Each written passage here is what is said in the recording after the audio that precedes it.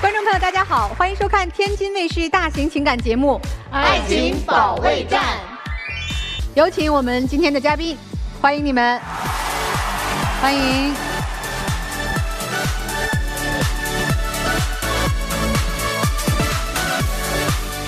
本期第一对情感嘉宾，顾先生31岁，来自山西，销售；靳女士32岁，来自山西，产康师。他们遇到了怎样的情感困惑呢？你们的婚姻出现了什么问题？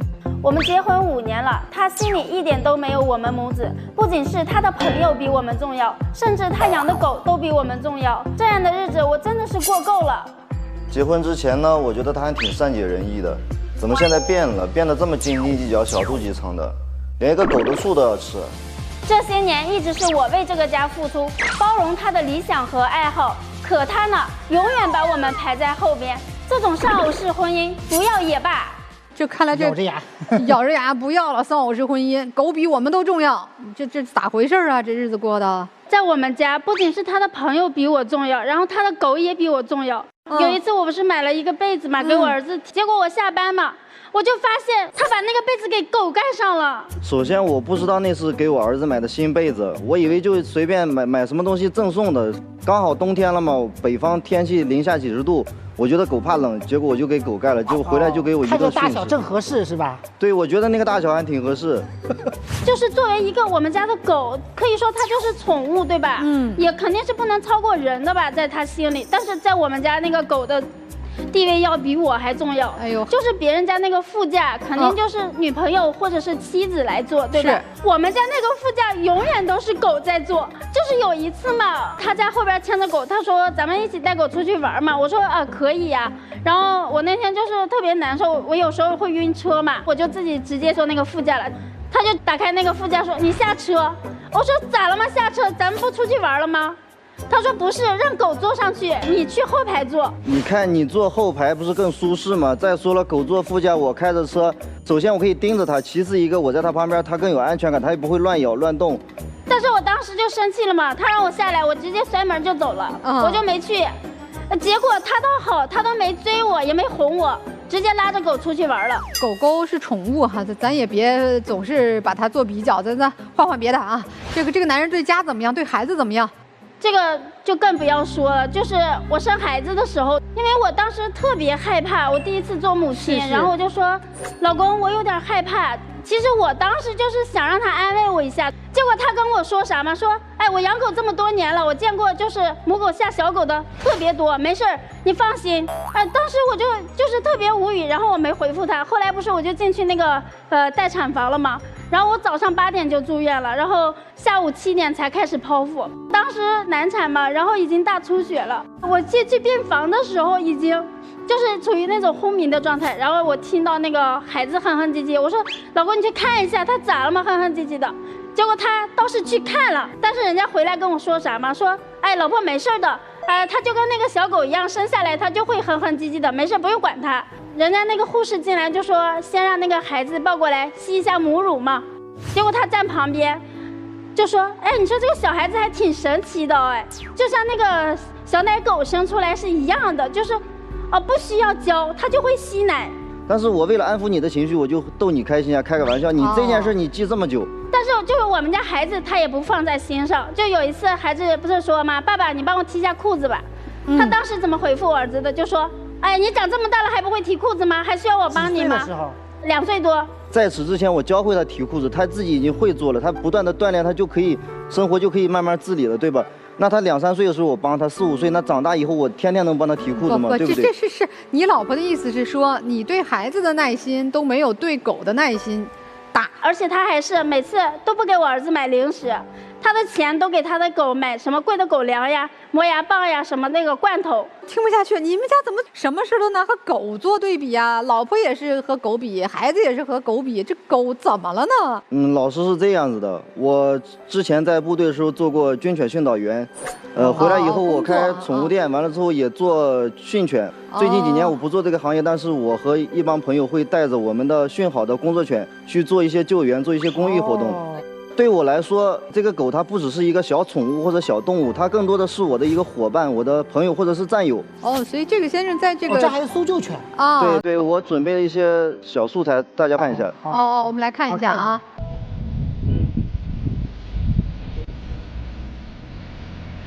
哎，可爱的，哎呦，哎呦。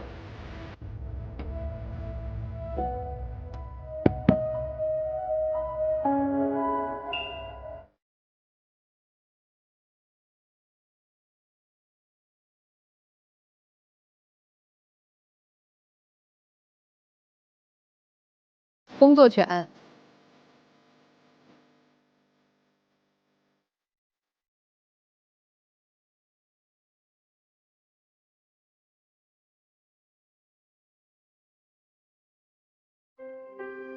哦，老师，你看他就是这个样子的，你看他抱着那个狗。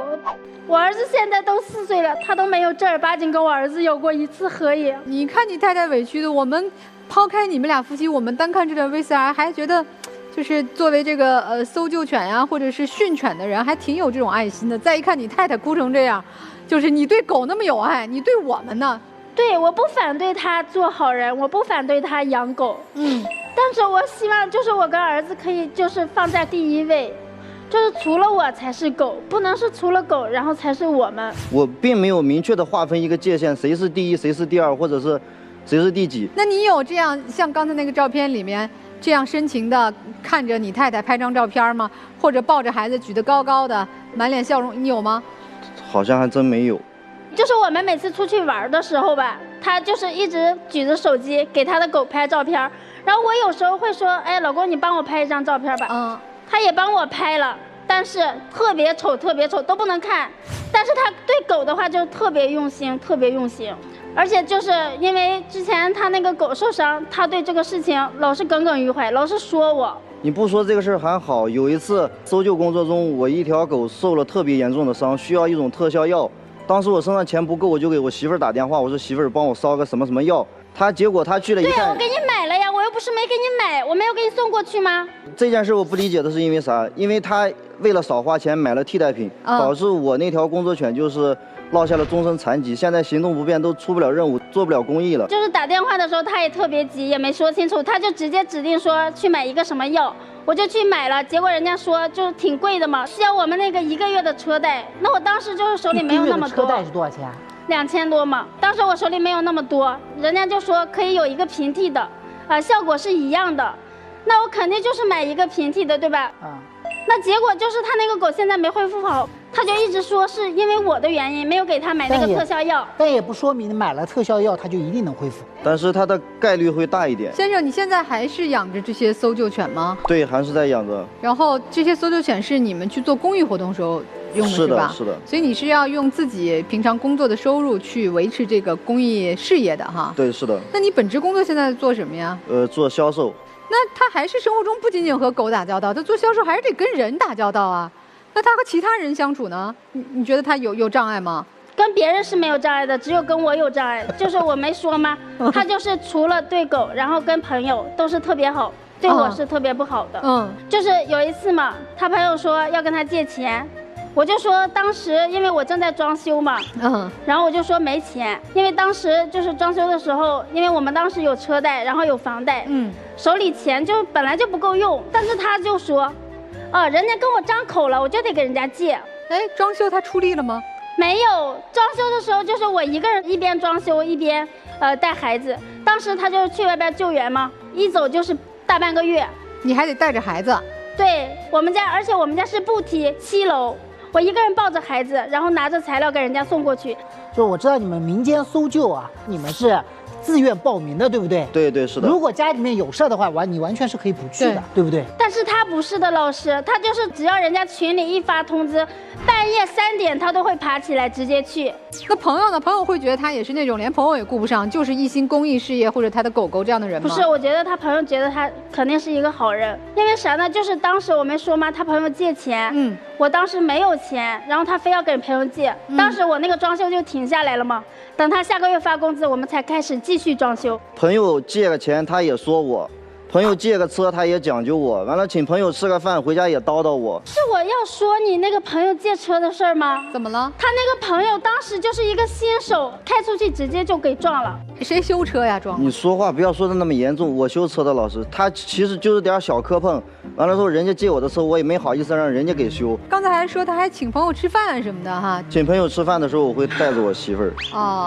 带着我是带着我，就是提前我们好几个人都商量好了，在小群里说，哎，咱们今天晚上去吃饭 AA， 吃完饭他就直接说，哎，老婆你去掏钱。我说咱们不是说好的 AA 吗？他说你先掏钱嘛，咱这一次掏，下一次人家掏。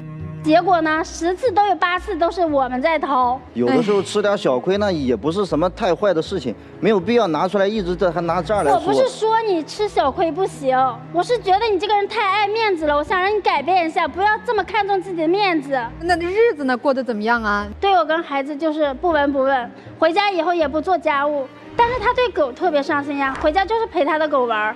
然后训狗，有一次就特别搞笑，答应我儿子说，哎，爸爸今天在家陪你玩。那天下大雪嘛，因为他出不去，我还寻思的人家哎挺好的，终于想起来做父亲了。结果就是玩了不到5分钟，他有一个朋友给他打电话，说，哎，我找你有点事，你有空吗？他结果就说，哎，你有啥事儿？我有空的，我有空可以说。他就这么跟人家回复。结果他那朋友是，咱凡事分轻重缓急的。我陪儿子玩，这周玩不了，下周我可以休息的时候再陪他。人家是什么着急的事儿呢？人家打电话找我有事推脱了，那多不好。啥事儿？我一个救援队的朋友，他工作忙顾不上，他的狗生病了，让我去给他看一眼。万一一条鲜活的生命就这么没了，是不是？因为我陪儿子玩没过去。他可上心了，他直接就扭头就走了，我儿子都哭了。哎，不是你儿子哭了哈？对，不是，哎，这个。先生，你承认自己可能和狗的这个相处，比和你的老婆孩子的相处更融洽吗？就是更让你觉得舒服自在吗？你认同？以前我不这么认为，以前我觉得我媳妇儿挺善解人意的，就是结婚时间久了，久而久之，我觉得我俩就是有什么事都不能和她交流。你看我说一句，她叭叭叭说没完了，就还不如和狗在一起更舒服。我一说个啥，我就没法交流。我一提，她老斤斤计较。就是无理取闹，纠缠一些小事，索性我就有什么事我也少说。然后有时间如果在家能跟狗玩，就尽量跟狗玩，不跟他们玩。对，也可以这么说吧。所以我刚才问你啊，是不是你觉得和狗相处的比和太太相处的更融洽、更自在、更放松？也可以这么理解这个事儿。那你觉得是因为你针对你太太呢，还是你和人相处就有这个问题啊？就觉得不如和狗相处起来容易？我和人相处没有什么太大障碍，我觉得我平时这个工作销售工作，我接触的人也挺多的。那就是你就是和你太太相处有障碍？对，我这个人是比较一板一眼的，平时做事情。那你为啥就和人？我觉得喜欢我的人挺多的，为什么我太太这儿她就不喜欢？对，你为啥和狗相处也很自在，和人相处也没障碍，怎么就和你老婆相处就不行呢？我觉得我媳妇儿变了，她不是之前我认识的她，就现在变得就像那种市井妇人一样，天天就是那种鸡毛蒜皮的小事纠缠着你不放，就是这种的。其实很简单的事情，她老揪着不放。不是这还用科普吗？我问一下，如果咱们家养那狗拉了2天肚子，你会干嘛？给它喝药。那你就都明白是吧？一个妈妈刚才站在现场哭了2鼻子了。你觉得你应该干嘛？我觉得他想诉苦吧，可能。行嘞，我老觉得科普是一个大任务。雷老师意思是说，你太太生产之后到现在，可能她的情绪、她的激素水平、她等等啊，都还没有恢复到完全正常水平。哎，还是有一些微微的忧郁的这个状态的。谁让你在产房这个妈妈第一次抱孩子的时候，你非说啊，这个小婴儿原来跟小狗狗是一样的？谁让你那么说话来着？我就是打个比方，我也没觉得我是说他是真不知道，他是真没这意识。一是没意识，二我觉得你和你太太的连接真的是哪里有问题，就才能把这么多炙热的情感和寄托都放在狗的身上。当然，狗本来是我们人类的好朋友，这个我们也赞同啊。但是无论你养什么宠物，无论参加什么公益活动，我觉得都是先把自己小家庭要安顿好，要好好的爱家人，才有能力去干别的更多的创造价值的事儿哈。家里就是这些问题吧？还有什么吗？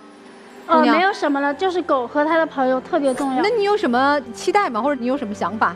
如果要是他一直是这个态度，一直不改变的话，我觉得我跟他就是没必要走下去了。如果他可以改一下，把他的狗放在次位，我可能还会考虑，因为毕竟有孩子嘛。但是我觉得可能对于他来说有点难。咱慢慢来嘛，哈。这对小情侣有什么自己的看法吗？我看了哥哥姐姐他们在台上讲了之后，我就觉得我有点恐婚吧，可能，因为我觉得以后我要是真的结婚了，遇见就是老公不把自己的想法考虑进去的话，我就觉得非常难过。我感觉吧，其实这位大哥他养狗的本意其实应该是好的，他想着去救援呢，什么这些公益的事情是好的，但是我希望这位大哥他能把他这份爱去给家人更多一点，我觉得会更好。好，听听老师们的建议吧。妻子她养的不是宠物，而是在关键的危险时刻可以为你的丈夫赢得一线生机的家人，而且一点都不会犹豫。如果你从这一个角度去理解的话，会不会能够理解一下他为什么会把那么沉重的爱放到了他视为战友的搜救犬的身上呢？你说半夜听到事儿了，他本来是可以选择不去的，但是他肯定会去。说实话啊，我没有处在你的那个角色里，但是我处在了一个老百姓的角色当中，我会觉得有这样的曾经是军人的这样的人在我们的身边，那种舍小家顾大家的感受会让我很有安全感。所以我坦率的讲，我觉得你们两个人不会像你说的过不下去了，不会。他真的问题没有什么特别原则性的问题，他一直表达的就是你为什么不好好对我，你为什么就把狗看得比我重。但是我觉得刚才我们如果站在另外一个角度更宏观的去看待这个事情的话，我相信你会了解他为什么这么做，但是你没有向他打开让他了解你的那个理由那扇门。对，是的。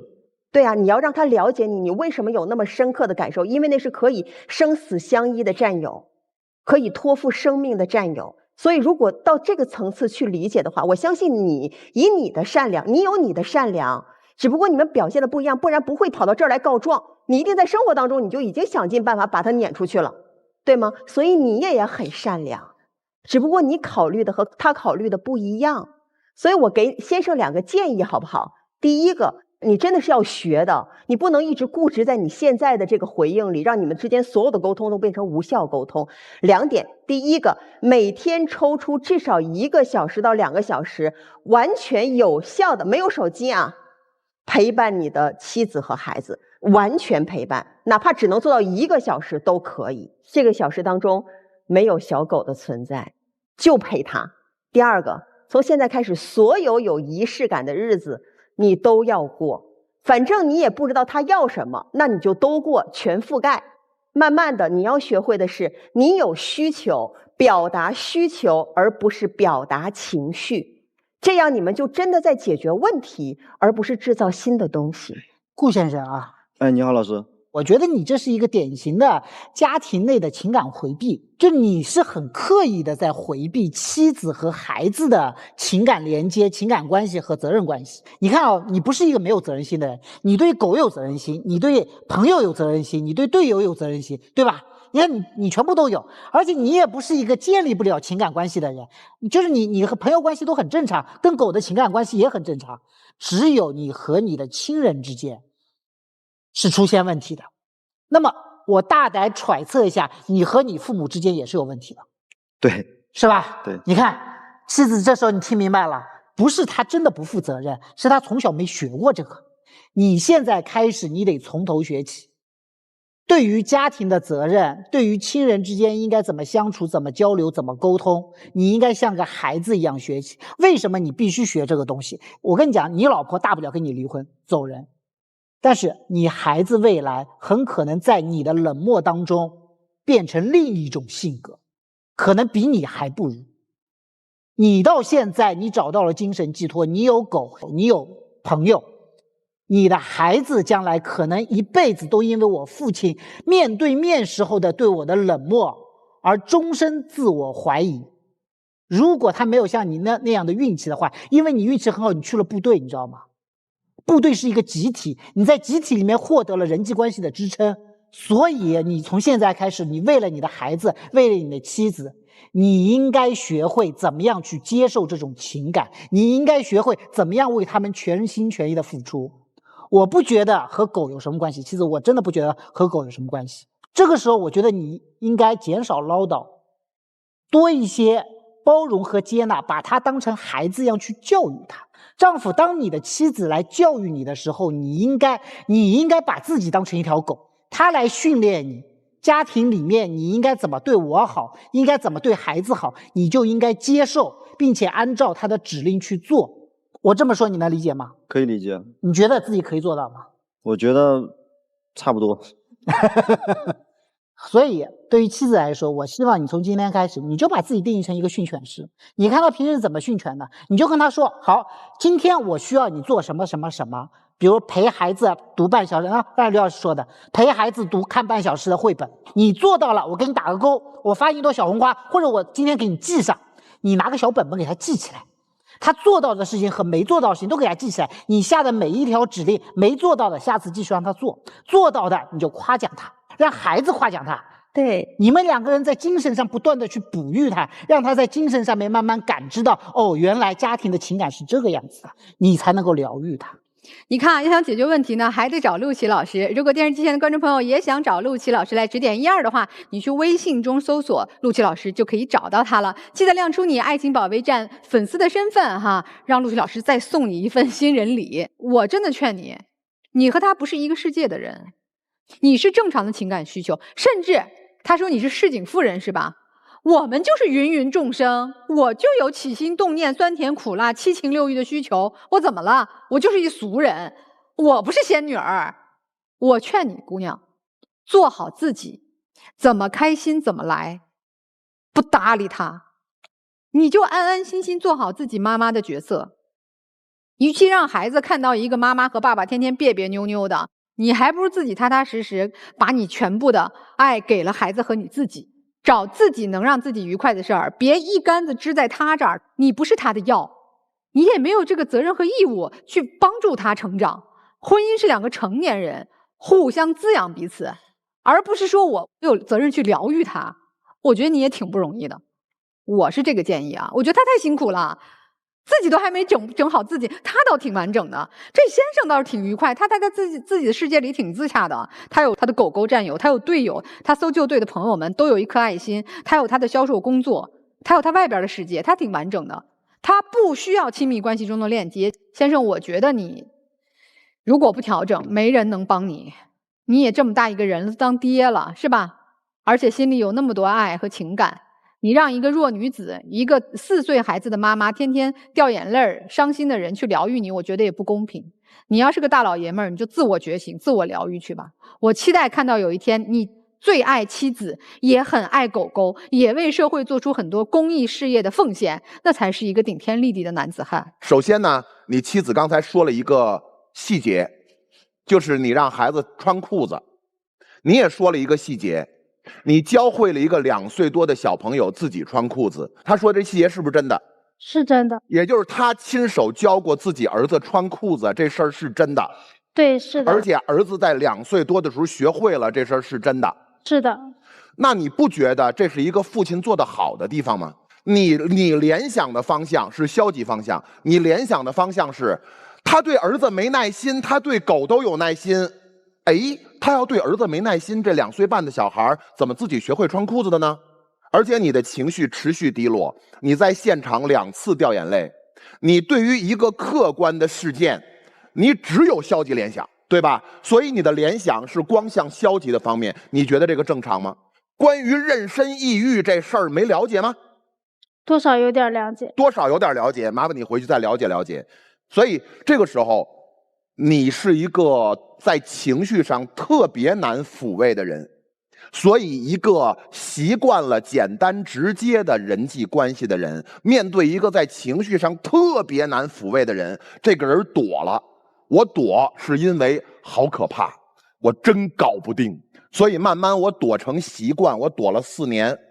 所以你去想一下，自己是不是太没存在感了？你陶醉的东西原本可以由你的妻子的爱来满足，原本可以由你儿子对你的孝顺来满足，但是以你现在的这个状态，你儿子在10年之后，你觉得他孝顺你吗？那年他14，叛逆期，我爸从小把我扔下给那位叔叔家狗看病去了。我爸身边的副驾驶，我妈坐不上去，我也坐不上去。我在家没存在感，我在家的存在感还不如我爸爸的狗。我爸经常半个月不回家，别说陪我写作业了。这样的日子我过到14。老顾，你觉得我看你的眼神会是什么眼神？想想后果，好吧？这位男士，我觉得外人眼中你是很有闪光点的，在你的身上呢有许多优良的品质，但是这仅仅是作为外人来看你。可是如果说作为家人和作为亲人来看你，由于你的一系列从来都没有给过他的这种依靠、依偎、温情，包括在他生孩子的时候，包括在他最难的时候，导致你所有做的东西，他都陷入一种深深的抑郁和一种深深的反抗和一种深深的负面的情绪的那种死循环。其实我觉得这个妈妈她挺辛苦了，你在一个丈夫对于一个妻子来说，你对她有许多的亏欠。我希望你能够先从剖析自己的内心世界来真正的悟到你应该怎样去改变，你要真正的了解怎样去用温情来对待妻子，怎样用温情来对待孩子，怎样能够让他们做好一个有责任感的同时，这并不冲突，然后怎样能对家人给予家人更多的爱，你去感化你的妻子，温暖你的妻子，好好培养你的孩子，让你的孩子不但学习到你身上的优良的品质，还能够成为一个内心阳光的人。好，您二位请休息一下啊，我们听听他们小情侣的故事。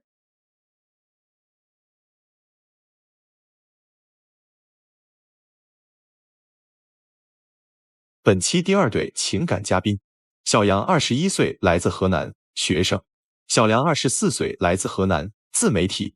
他们遇到了怎样的感情问题呢？你来参加节目的诉求是什么？都说毕业季是分手季，我今天来呢，就是想打破这个魔咒。我们现在有很严重的代沟，我马上就要毕业了，满脑子想的都是生存问题，而他还活在自己的象牙塔里，根本不懂成年人的世界。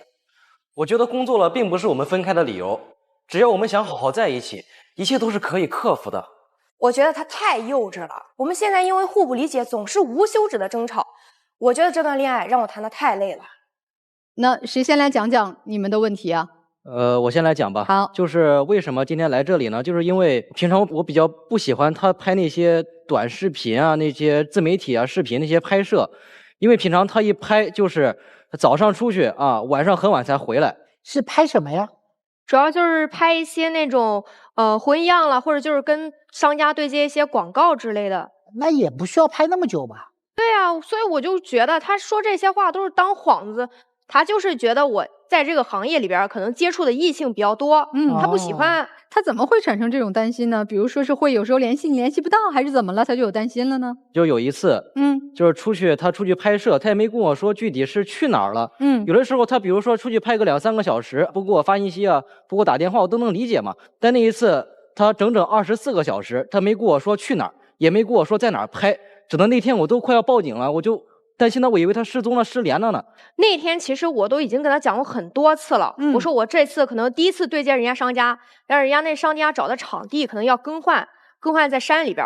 那大家你说你在拍摄途中，你能保证说这一块就一直有网吗？是不是？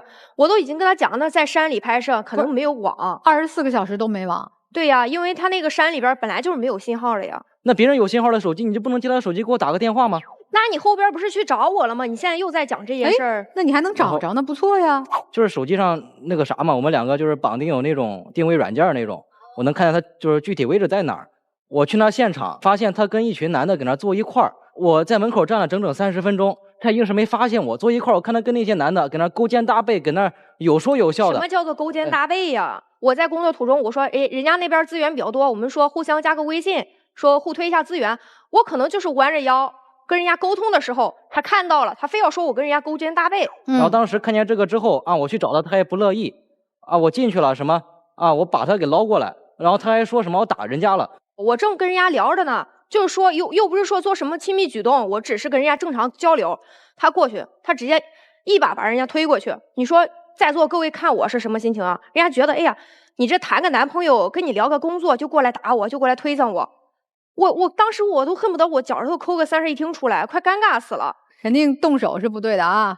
所以女朋友这个工作你是实在不放心。对，我就是不放心。但她也这2件事都给你解释了吗？啊，你信不信吧？反正他有个解释。那还有别的事让你觉得他连解释都是苍白的吗？那像有一次吧，我一个朋友，他一天给我发个信息，他说，哎，你俩是分手了吗？还是你俩闹矛盾了？当时他说了，我一脸懵，我都不知道咋回事。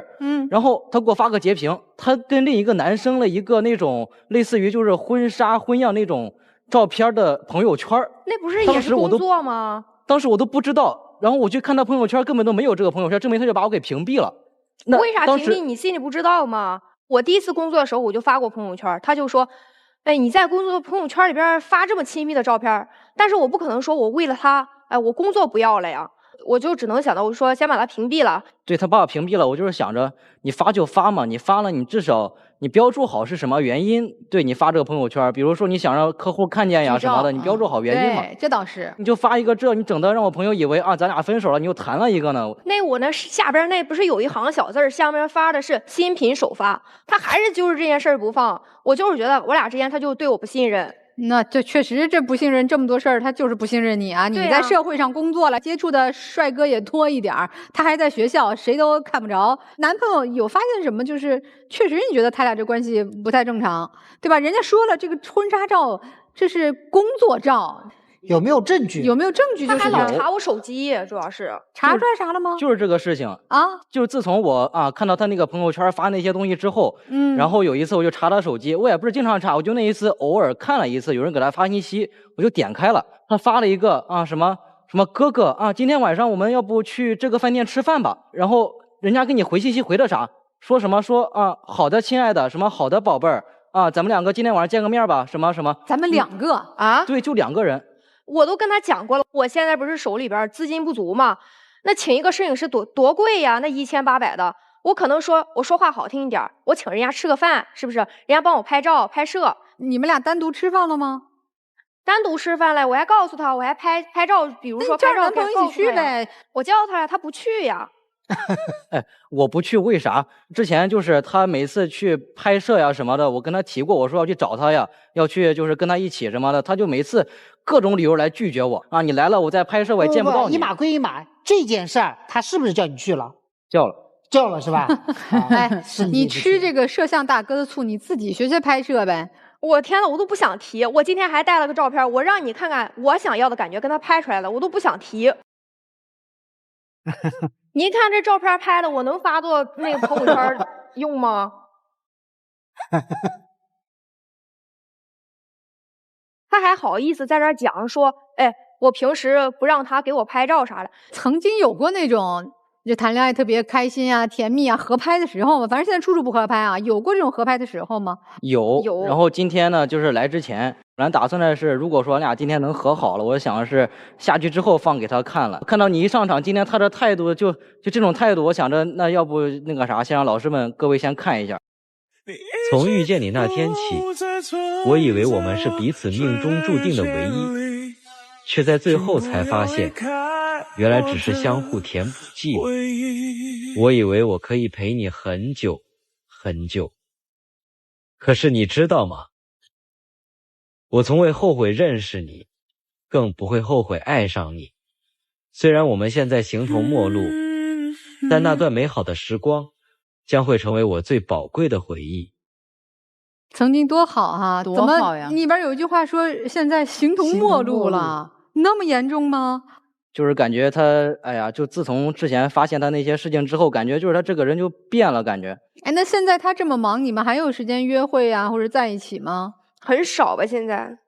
他还说到什么朝9晚5的工作，之前我都提过，我说让他换一个工作，我说咱俩的那些矛盾，我感觉都是因为这些你所谓的自媒体工作而引起的。我觉得，你要是换一个朝9晚5的工作，那不就行了吗？咱俩什么矛盾不就解决了吗？哎，你女朋友商单会那么多？因为我平时不是说跟别人在一块儿工作的时候，我说，咱俩就可以互推互推。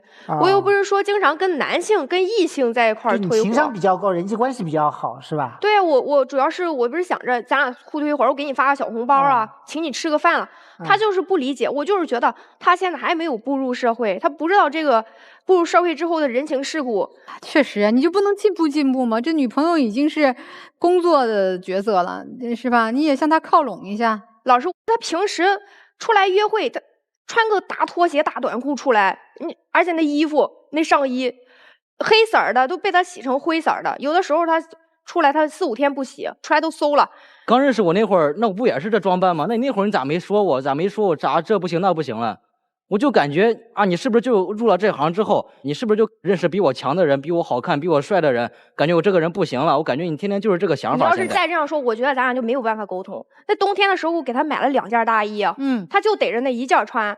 我就觉得他现在就是，不是很爱干净，你知道吧？所以我就不愿意跟他去约会。他那大衣逮着那几件穿，袖口都磨包浆了，锃光瓦亮的。后来就是我有时候会陪他去做个美甲呀，但是最可笑的是啥？老师们，后来做着做着，哎，他买起来美甲工具让我学做美甲。我寻思着，我一个1.8米几大个一个男生，我去天天花1、2小时去给他学做美甲，给你做不好看，你又骂我一顿，我何必呢？你要是想做美甲，我去陪你做不得了吗？每次都爱抱怨吗？一坐那你说你坐的屁股疼了，又是看电视剧看的眼疼了。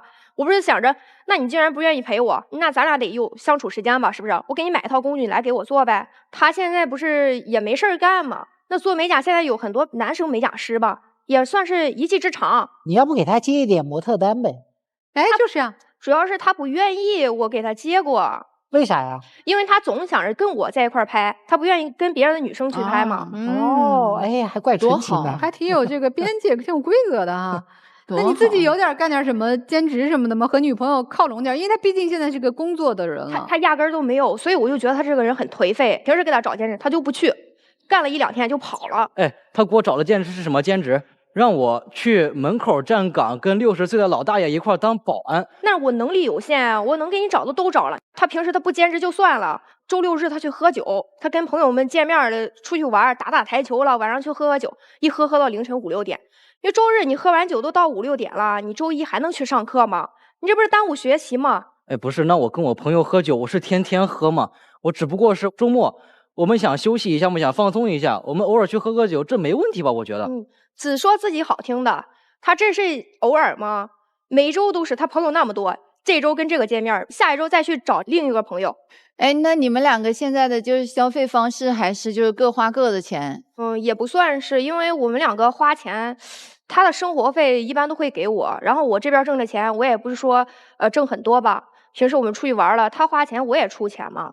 他的生活费是他父母亲给他的，对啊，然后给你，对，放在我这儿，就是他平时吃饭了，我也要放在你这儿啊。这得说明白，是他给你还是你要过来的？刚开始是他给我的。因为那个时候，因为刚谈对象嘛，他说平时出去玩了，说给我发点零花钱什么之类的。但是后来我工作之后，他不是一直保持这个习惯嘛？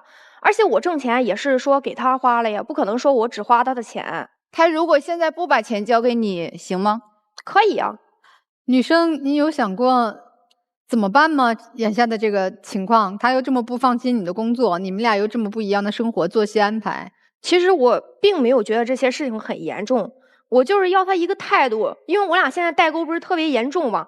代沟？对，就可能是我现在要步入社会了嘛。他就觉得我现在干这个工作可能会离他越来越远，但是我并不这么觉得呀。所以你今天诉求是什么？我现在来，我就是想跟他分手。他拉着我来说，咱们还能好好沟通。我主要是觉得我俩之间不能沟通了，就是想跟他分手，就是想跟他算了。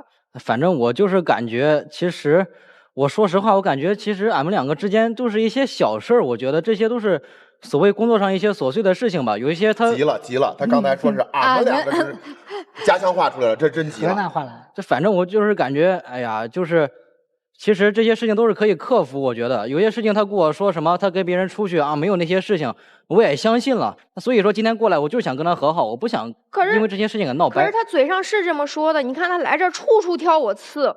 而且有些事情都已经给他讲过800遍，他还是那样，就是不信任我。我就是觉得他现在这个年纪可能太幼稚，一点都不成熟。你刚才自己做的视频，我们现在已经形同陌路了。然后你自己做的那视频是个告别视频呐，你那么着急干嘛呢？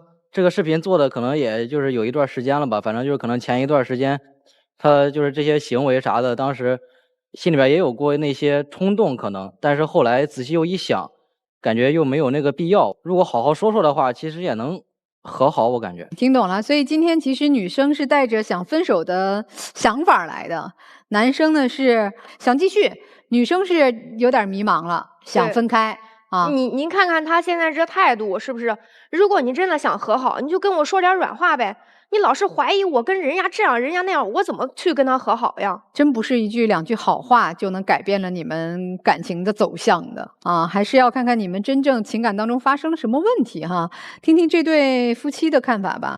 就是兄弟，你其实本来你们就是姐弟恋嘛，完了之后你表现的不是特别成熟，咱不说能引领这个小姑娘去进步去学习，但是你最起码你和她持平了，你的心态、你的心智各方面和她持平以后，你是没有问题的。我相信你们能越来越好，我也希望你们能手牵手走下去的。我觉得这个小妹妹吧，现在已经挺辛苦了。这个男生好像他还就是处于那种校园，然后他不成长，他不成熟。我觉得继续下去的话，他会更累的。你建议他们算了是吧？对，行吧，听听老师们的建议。年轻的爱情啊，我觉得在这个过程当中太过于去急于表达自己的需要了。可是但凡成熟一点的爱情，能够想走得更长久的爱情，都会先看到对方的需要。他就是在比较了，他就是在挑剔了，他就是焦虑了。我能理解你，但是你面对的处境和他面对的现状是不一样的，是不同步的。所以你反过头来对他说你各种各样的不理解我，不是他不理解你，是他没到你这一步，他没有你那种紧迫感。你现在要的不是他态度上能不能够跟你说点好话呀，态度上理解你这些东西啊，他能不能做到？他能做到，他做不做到你心里去？做不到。因为你要的不仅是理解，不仅是态度，还有现实层面上带给你的机遇和托举。这些东西不是一个比你小3岁在校大学生的男孩子能够给到你的。很多事情你认为的这种合作，你活那么多，你看到的是机会，他看到的是诱惑。他在这个过程当中看到了你并不是很职业化和专业化的在处理你认为的职场关系。我宁愿相信在恋爱当中这个男孩子的直觉和敏感。那么你究竟在你职场当中得到这些工作机会的同时，你认为牺牲掉的那些不足为奇的这种小小的分寸感，会不会成为你们两个人在日后长久的交往过程当中一个大的定时炸弹呢？我暂且不说这段关系如何，在你以后下一段亲密关系里依然是炸弹。这个不是你可以给自己找托词、找解释、找理由的地方，这就是原则。尤其是一个女孩子在职场当中为自己赢得很多机会的同时，你要知道这背后的代价是什么。所以刚才严老师说你为什么不让他学摄影呢？就把你们之间的关系从情侣关系变成足以信赖的合作伙伴的关系，共同去面对很多事情才有可能。可是你不愿意陪他成长，是因为之前我给他找过教程，我也让他去学过这些，但实际上他拍出来的还是不行，所以你太急了。没有任何一个高手是在你给他规定那么短短的时间之内就可以成才的。所以是你的焦虑影响了你们之间的感情，但我也实话实说，你理解不了他的焦虑。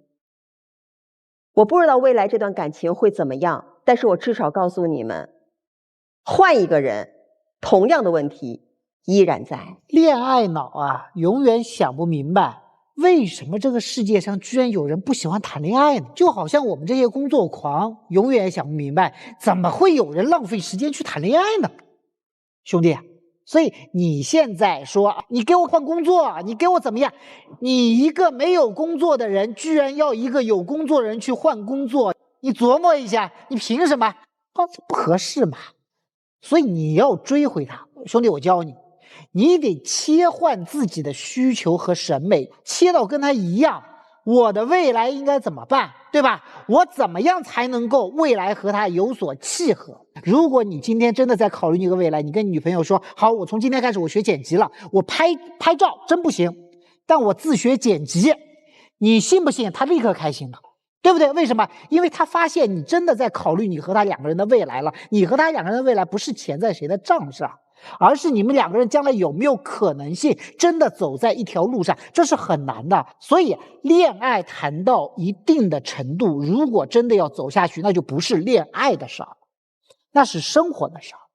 提前切入生活的赛道，去思考一下自己，思考一下和他两个人的未来，然后我觉得你应该接纳和包容他多一点。他那么辛苦，是不是你思考一下应该怎么样去照顾他？你觉得一个男朋友应该去对他做一些什么？是不是应该去关心他，或者应该去包容他一些，去替他去消除一些疲惫？你看这些也是你可以做的。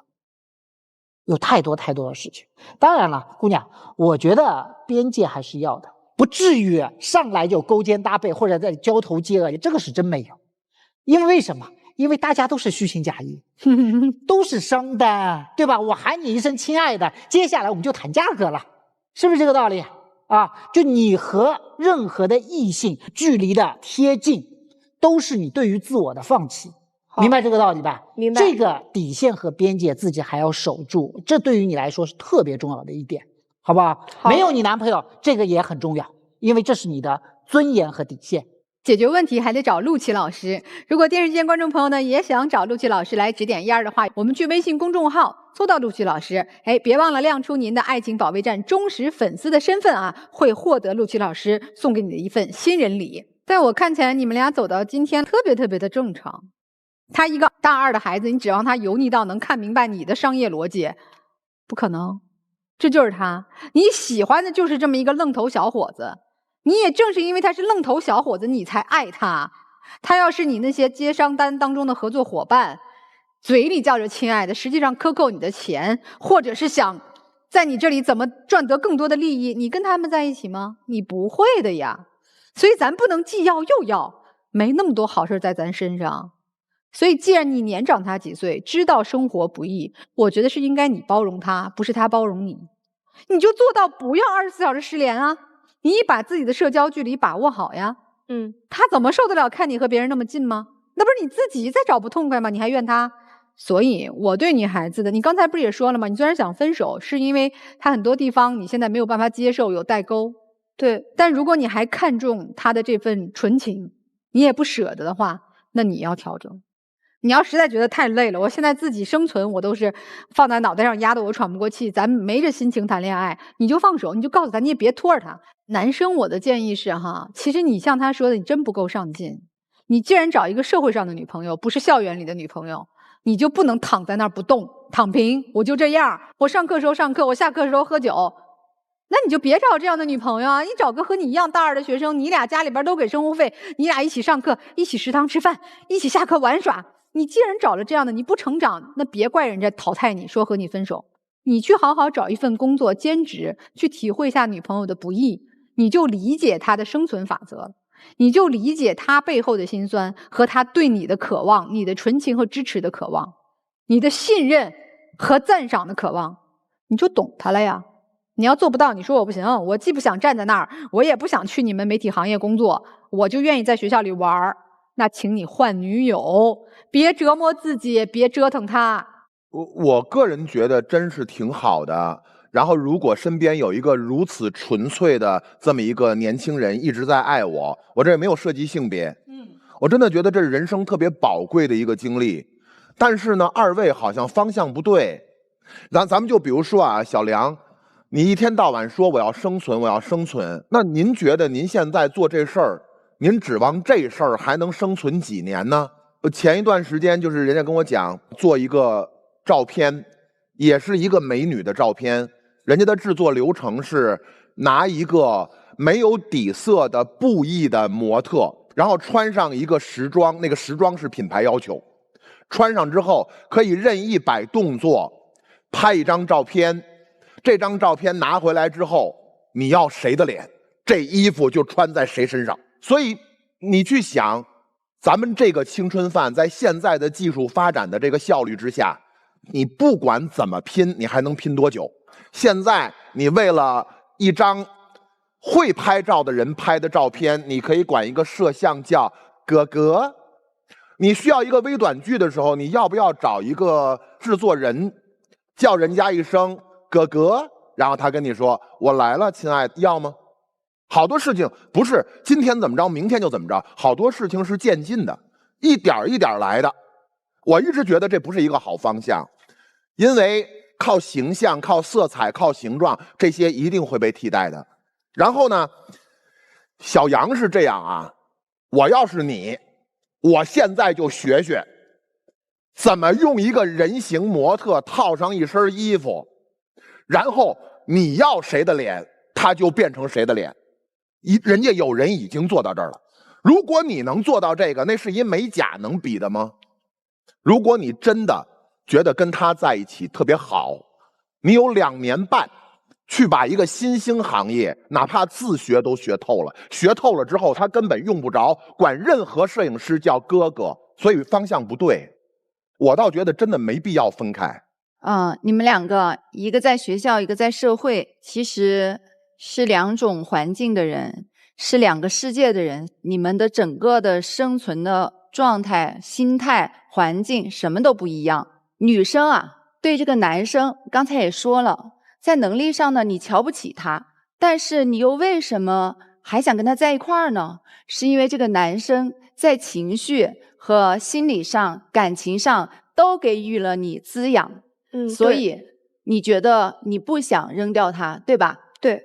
还有就是你希望他给你的东西是情绪价值拉满，包括他身上穿的衣服，包括他还要跟你去学美甲，帮你拍照，一切都是服务于你的情绪价值的。所以呢，我觉得你们2个呀，这种焦虑其实不会消失的。男生还没有步入社会嘛，我觉得顺其自然吧，爱过都是最好的。但是男生，我希望你永远都要记住，曾经有一个女生因为你的能力而瞧不起你，所以无论到什么时候，希望你变成一个有能力的男生。好，我们接下来请我们2组嘉宾回到正门之后，看看经过老师的分析和解读，你们做出怎样的最终选择。来，请回。登录微信，搜索“爱情保卫战”官微视频号，添加关注。每晚的8点到10点呢，我们的情感导师会在线与大家互动，为您的情感困惑答疑解难，更有机会连麦交流。电视机前的观众朋友，欢迎您登录优酷视频、腾讯视频来收看节目的完整视频。好，我们看一下第1组夫妻，他们的选择会是怎样呢？请开门。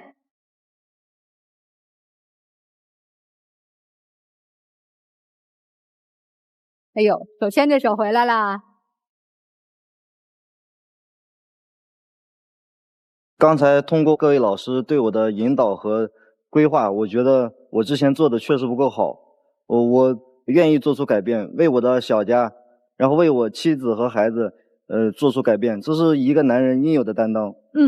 当然也要慢慢来，疗愈自己的同时，有能力我们也相互疗愈，好吧？一家人，好吧？那美好发生怎能不看？让我们一起进入中国广电真情时刻。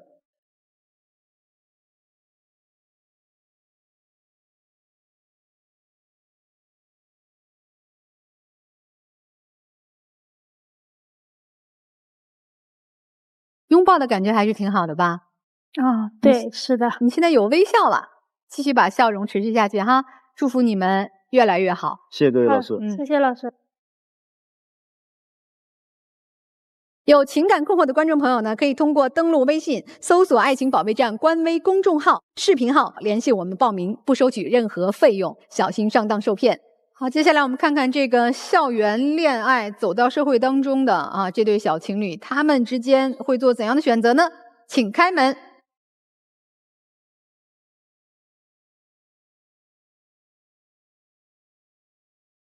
出来啦！呵呵，还是值得珍惜，是吧，姑娘？那你说2句，你先说吧。其实我觉得5位老师点评的很到位，可能我之前确实没有想到过，因为工作会忽略他，或者就是说我在工作中种种行为也会让他觉得挺难受的。我觉得我以后肯定会改变，就是我现在这个工作还有这个想法。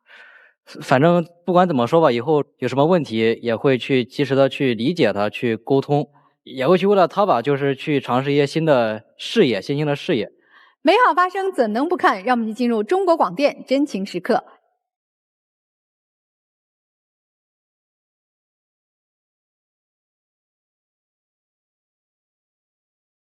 再忙也别忘了爱，再爱也别忘了成长，好，好吧？行，谢谢你们啊，谢谢老师。再见。